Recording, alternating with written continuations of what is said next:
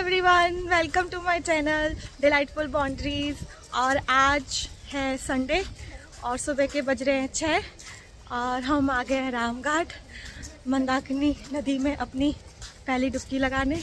और हम सब आए हैं, मैं अपने मम्मी पापा ये आगे जा रहे हैं और एक अंकल है और एक आंटी भी है हमारे साथ। अब हम घाट पर पहुंच चुके हैं और हम लोग बहुत एक्साइटेड हैं क्योंकि ये हमारी पहली डुबकी है मंदाकिनी नदी में।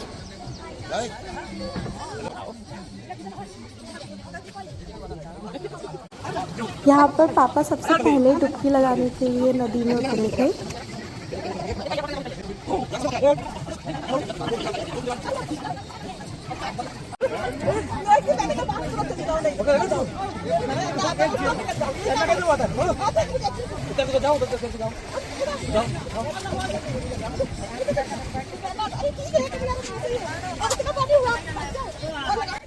उसके बाद पापा मम्मी को बोल रहे थे संभल के नदी में खड़े होने के लिए, लेकिन मम्मी ने तो हम सबको यहाँ पे सरप्राइज़ कर दिया ये बताकर कि उन्हें तैरना आता है। मम्मी का गांव यमुना नदी के किनारे है तो वो यमुना में स्विमिंग करती थी। एंड सबसे लास्ट में मैंने डुबकी लगाई और बहुत ही मज़ा आया।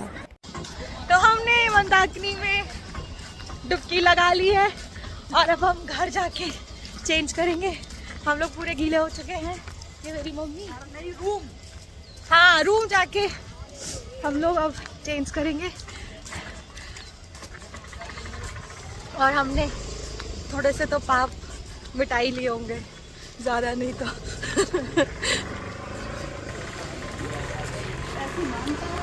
इसके बाद हम लोग रेडी होके निकले आज के दर्शन के लिए। और आज मैं आ गई हूँ हनुमान धारा, हनुमान जी के दर्शन करने के लिए। और अभी हम हैं मेन गेट पर। यहाँ से सीढ़ियाँ हैं और यहाँ से फिर हम अंदर जाएंगे।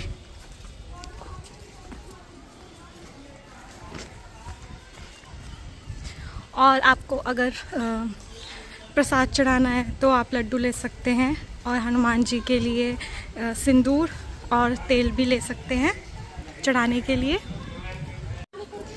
यहाँ से सीढ़ियाँ शुरू होती है और यहीं से रोपवे भी है। नीचे का मंदिर है।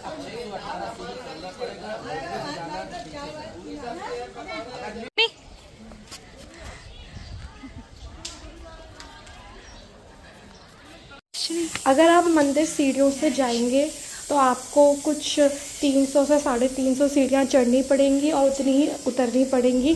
तो टोटल आपकी 600 to 650 सीढ़ियाँ की चढ़ाई हो जाती है अगर आपको हनुमान धारा में जाके दर्शन करने हैं। इसके अलावा अगर आप सीढ़ी नहीं चढ़ सकते हैं किसी भी रीज़न की वजह से तो यहाँ पे रोप वे भी है, जैसे मैंने आपको पहले दिखाया था। उसका टिकट है 160 रुपीज़ बोथ वेज़। और अगर आपको सिर्फ एक वे जाना है तो 80 रुपीज़ के अराउंड पड़ता है। और अभी एक नया रूट भी ओपन हुआ है, जैसे किसी को रोप वे से जाने में डर लगता है, जैसे मेरी मम्मी को भी डर लगता है, तो अभी रोड के थ्रू बोलेरो भी जाती हैं। तो 100 रुपीज़ में पर पर्सन वो आपको हनुमान धारा के ऊपर चोटी तक पहुंचा देंगे। अगर आप धीरे धीरे चढ़ाई करेंगे फिर भी आप आराम से आधे घंटे में ही ऊपर पहुंच जाएंगे।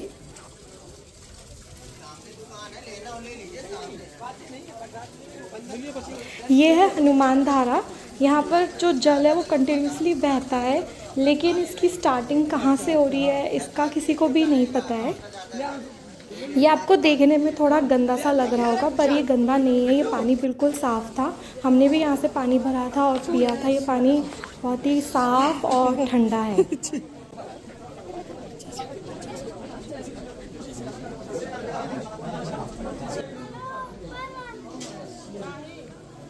यहाँ पर हनुमान जी विराजित हैं और इस जगह से जुड़ी जो कहानी है वो ये है कि जब हनुमान जी ने लंका दहन किया था तो उसके बाद उनके शरीर में बहुत ज़्यादा अग्नि उत्पन्न हो गई थी। फिर उन्होंने अपनी ये जो प्रॉब्लम है वो श्री राम जी को बताई और श्री राम जी ने तब उन्हें कहा कि आप चित्रकूट जाइए। फिर हनुमान जी चित्रकूट में आए और उन्होंने एक अनुष्ठान किया। उसके बाद श्री राम जी की कृपा से यहाँ पर एक जलधारा उत्पन्न हुई जिससे हनुमान जी को शांति मिली और उसी जलधारा को हम देख पा रहे हैं और उसी जलधारा को हम हनुमान धारा के नाम से आज जानते हैं।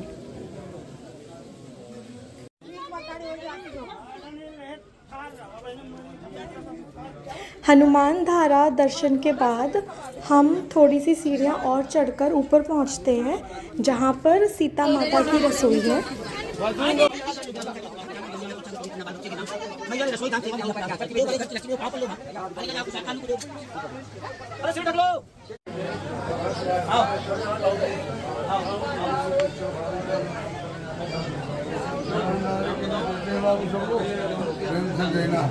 फिर यहाँ पर छोटे छोटे से मंदिर हैं जहाँ पर हम लोगों ने माथा टेका और सबसे लास्ट में हम सीता रसोई पहुँचे। सीता रसोई के अंदर कैमरास अलाउड नहीं है तो वहाँ पे हमने कोई रिकॉर्डिंग नहीं करी है।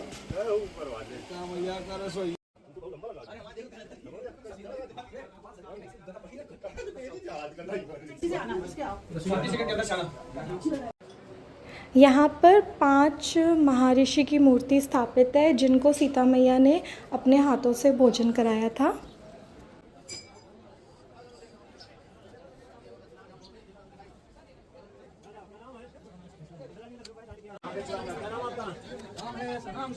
मंदिर के साइड में ये छोटी सी कुटिया है जहाँ पर भगवान के भोग का भोजन तैयार हो रहा था।